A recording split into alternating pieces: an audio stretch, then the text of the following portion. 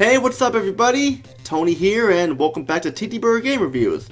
Or actually I should say, welcome back to TTBurger's shockingly bad game reviews.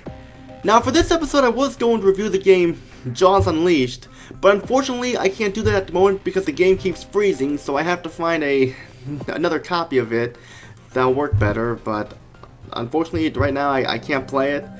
But for today's episode, I know I just got done reviewing a fighting game series, but for this episode I wanted to look at another fighting game that was made by a company called Titus. And those of you who don't know who Titus is, they made the god-awful Superman 64 among other things, and sadly the same can't be said for this game. While it's more playable than Superman 64 compared to other fighting games, it just sucks ass. The game we have here is Barbarian on the PlayStation 2. There was supposed to be a GameCube and a Game Boy Advance version, but they were cancelled, so it became a PS2 exclusive. Now, getting into Barbarian here, this is one of those type of games that take place in like the ancient times with knights and monks and stuff. And I already know that there have been quite a few fighting games like this on here, but a lot of them in this type of setting have not been that good. Mainly compared to Cardinal Sin, which was a part of the Trilogy of Terror series, is what people called it. But this game actually is a little bit better than those games, but this game has so many problems wrong with it that compared to the games that use weapons like Soul Calibur and stuff, the game just really feels rushed out the door and just feels like no care and effort went into this whatsoever. And boy oh boy, does it ever. Now, one of the things you'll first notice here is that this game doesn't have an arcade mode, it has a quest mode, where it basically tells a story of a certain character, and we have 10 characters to choose from, but the character we're going to be playing as in this review is a character called Keela, and basically talks about how Keela's father, the king of Argos, died in his quest to obtain the legendary stone, the blood stone, and stuff like that, called Blood Song, which he hoped to restore his power, what the text says. And the story is just kind of forgettable because it's only told through text with a narrator talking, and I really don't like how they didn't put cutscenes in it, because it would have been cooler if they had the story play out with cutscenes with the characters interacting with people, or the narrator talking over the opening cutscene of the character, and then they have the characters giving lines of dialogue, because these characters feel very lifeless. The characters don't even talk at all. I mean, the only type of connection or relationship they have is through the text screens with the voice acting, and there's only one voice, and that's the narrator. And the narrator is okay. I mean, I don't have a problem with him, but the narrator could have been better, is what I'm trying to say. But I guess I can talk about him when we get to the sound later on. But that's just basically what the story is. The story is just pretty much, it's different for each character, and I only played as Keela, so Keela's trying to avenge her father who died and trying to find out who killed him, and that's basically what her story is. Now, getting back on topic here, we start the game and you notice that the game's graphics are not that great. I mean, this game came out in 2002, you would hope there would be some improvement. Hell, if you look at games like Tekken Tag Tournament and Dead or Alive 2 Hardcore, and hell, even Street Fighter EX3, they look 10 times better than this.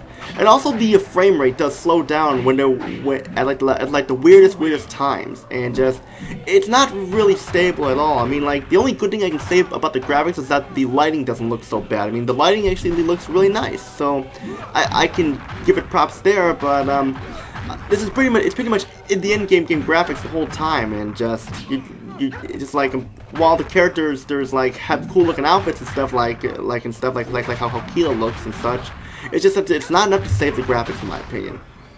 Sound is also, it's disappointing, but there's not much to talk about. The music just sounds very generic. I understand they're trying to go for an atmospheric ambient sounding type of music, but one, you can barely hear it, and two, it's just when the songs you do hear sound just kind of generic. Like I mentioned, there's no voice acting for the 10 characters at all. The only voice actor is the narrator. Like I said, the narrator sounds okay, but there are times where it sounds like he's phoning it in or trying way too hard at the same time. So the voice acting could have been better, and the sound could have been better. But the gameplay is actually a little bit better than everything. But again, it's still not enough to save this game at all. One of the cool things about this game is that this game has like an RPG-like element for your characters, and you can level up your character each time you win win a match and stuff when in the quest mode. Like you can upgrade their health, their speed, their jump, and their like magic ability and such, and it's pretty cool because like back in the day, like we didn't have a lot of fighting games that had like an RPG element to them, and this is definitely something new here for us and such. One of the most interesting things about Barbarian here is that like this game is a 3-dimension fighting game where you can move around in like a 3-dimension and such, where you can like pick up items and throw it at them and stuff, and not very many fighting games did this back then, so this was kind of something interesting. But my main complaint about the gameplay is what kills it is the opponent AI. At first, it doesn't seem so bad. I mean, like it is at first it's a little bit better than it was in the Trilogy of Terror games. But then, like, when you get halfway through the game, the opponent AI just nosedives the difficulty up, and it just gets very, very frustrating. Hell, I think the worst opponent you could fight is this guy named Korath.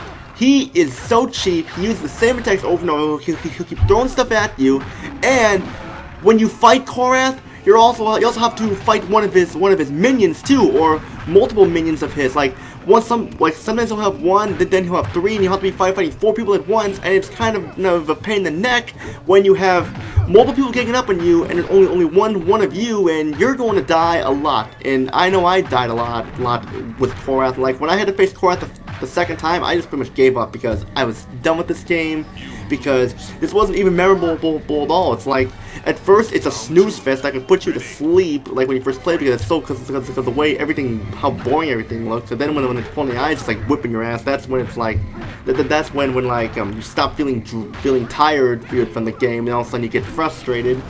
And also, some of these characters have very weird names. Like we have a character called 21, and he's some like monster like guy like lives in the cave. His name is 21, and I don't know why he's called 21. And we also have characters like Iara, Dagon, and Stitch.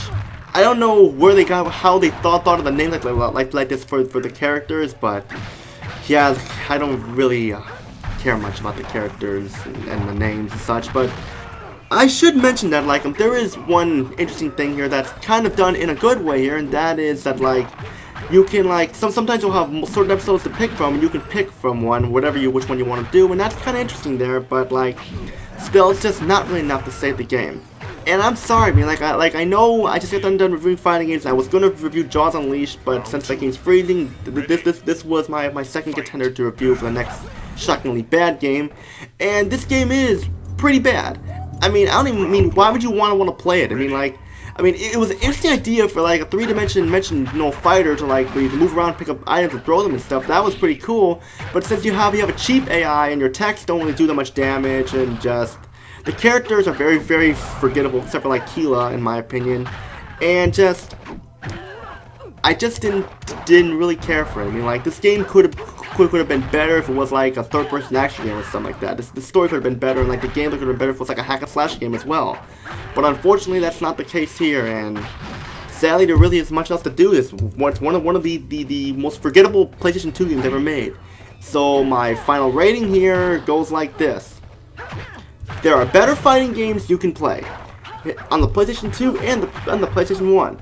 If you're looking for a great fighting game on the PlayStation 2, there are tons of them to pick from. You got you got the Tekken games, you got Dare Life 2 Hardcore, you got the Mortal Kombat games on there, you got Bloody Roar 3, and hell, even Bloody Roar 4, a game that I hated, is better than this game. So go choose from any of those games, and you know what? Just don't buy it. Just don't buy it is what I gotta say. Just don't buy it.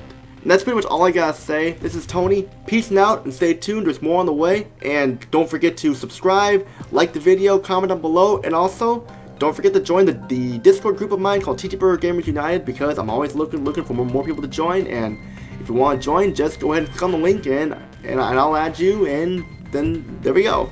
That's pretty much all I gotta say. This is Tony. Peace out.